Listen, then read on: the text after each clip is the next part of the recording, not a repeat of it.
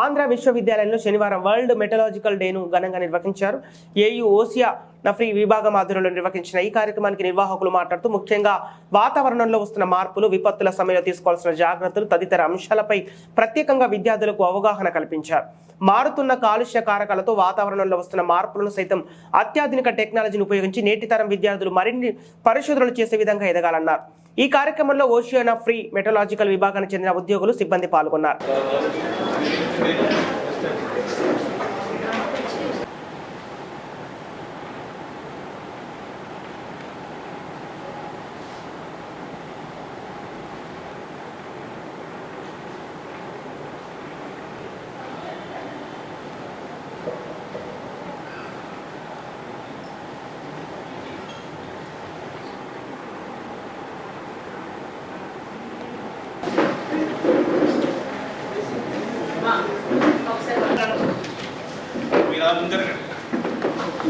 ఓలవేను పాండురంగ విఠల్మూర్తి పెద్ద పేరు.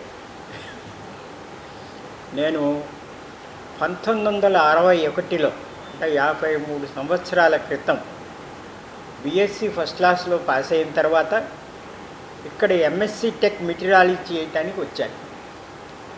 ఆ కాలంలో ప్రొఫెసర్స్ అందరూ వచ్చి వాళ్ళ సబ్జెక్ట్స్లో ఏవేవి ఉంటాయి, దాంట్లో ఏమిటి మెరిట్స్, డిమెరిట్స్, ఎందువల్ల అది మంచిది, ఈ విధంగా చెప్తుండేవాళ్ళు.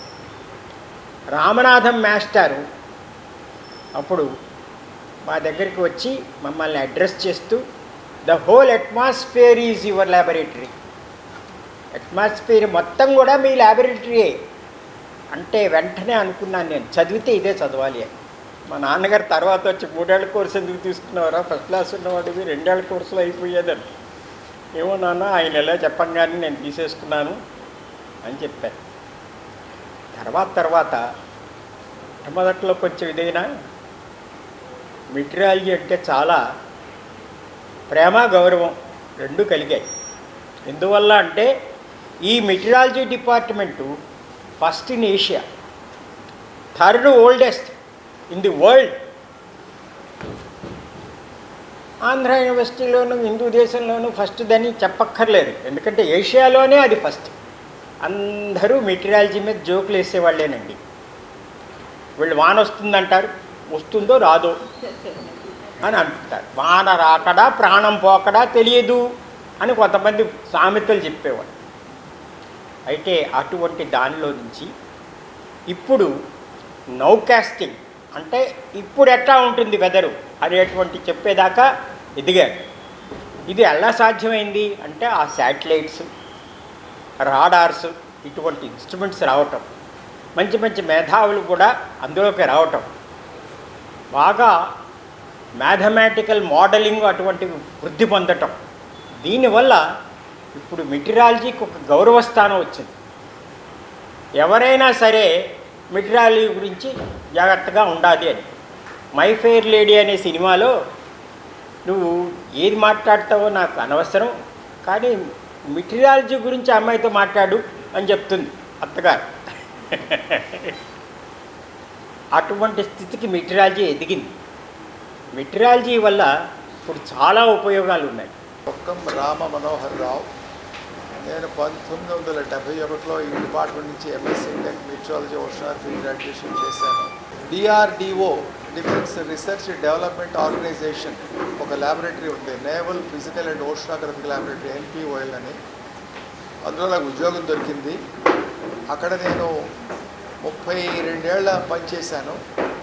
మధ్యలో 2 ఏళ్ళు అమెరికా వెళ్ళడం కూడా జరిగింది ఒక ఫెలోషిప్ మీద. అక్కడ నా సర్వీస్ కూడా చాలా బాగా జరిగింది, నేను బాగా ఎదిగాను. రీసెర్చ్ చేయడానికి మంచి అవకాశాలు అక్కడ ఉన్నాయి. అయితే ముఖ్యంగా నేను 2 విషయాలు చెప్పదలుచుకున్నాను. మేము చదువుకునే రోజుల్లో ఉన్న మెటీరియాలజీ ఓషియానోగ్రఫీ, ఇప్పుడు ప్రస్తుతం ఉన్న మెటీరియాలజీ ఓషియానోగ్రఫీ చాలా వ్యత్యాసం ఉంది. ఎంతో డెవలప్మెంట్ జరిగింది, ఎంతో ప్రోగ్రెస్ జరిగింది. ఈరోజు పిల్లలకి ఉన్న ఉద్యోగ అవకాశాలు చాలా ఎక్కువ ఉన్నాయి మేము చదువుకునే రోజులతో కంపేర్ చేస్తే. ఎందుకంటే టెక్నాలజీ బాగా డెవలప్ అయింది, ఆపర్చునిటీస్ పెరిగాయి. రెండోది, there is a great impending danger with climate change. వాతావరణంలో వస్తున్న విపరీతమైన మార్పులు, ఎండాకాలంలో వేడి కానివ్వండి, శీతాకాలంలో చలి కానివ్వండి, వర్షాకాలంలో వర్షాలు కానివ్వండి, చాలా అనూహ్యమైన మార్పులు వస్తున్నాయి. వీటి తాలూకా శాస్త్రాన్ని మనం అర్థం చేసుకోవాల్సిన అవసరం చాలా ఉంది. చాలామంది దీనికి కృషి చేయాలి. అవకాశాలు చాలా ఉన్నాయి.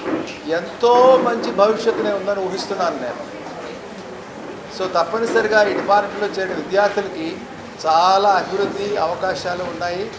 I earnestly request young students to consider the possibility of getting admission into this university and the department. God bless you all. Thank you very much.